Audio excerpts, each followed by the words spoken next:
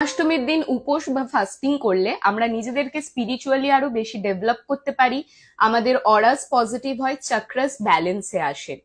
এবং জন্মাষ্টমীর দিন যারা লাভ লাইফ বা ম্যারেজ লাইফের জন্য রেমেডিস ফলো করতে চাইছো, ধরো ভীষণ কমপ্লিকেশনস আসছে, কমিটমেন্ট আসছে না, বা থার্ড পার্সনদের ইন্টারফেয়ারেন্স আসছে, বা তোমাদের মধ্যে কিছুই নেই, অযথা ভীষণ আর্গুমেন্ট হচ্ছে, তো জন্মাষ্টমীর দিন অবশ্যই তুলসী মাকে পুজো করতে হবে এবং ওনাকে জাসমিন অয়েলের প্রদীপ কিন্তু তোমাদেরকে নিবেদন করতে হবে।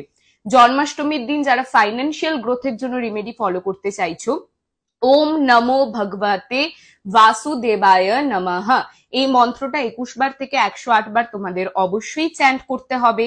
এবং এটা ছাড়াও তোমরা যারা হেলথ ইস্যুতে ভুগছো তারা ময়ূরের পালক সেদিন ঘরে নিয়ে এসো, ময়ূরের পালককে গোপালকে তোমরা দাও অথবা ঠাকুর আসনে রেখে দাও। এটা তোমাদের হেলথ ইস্যু তো দূর করবেই, সঙ্গে তোমাদের রাহুর দোষ যাদের আছে সেটাকেও কিন্তু দূর করবে।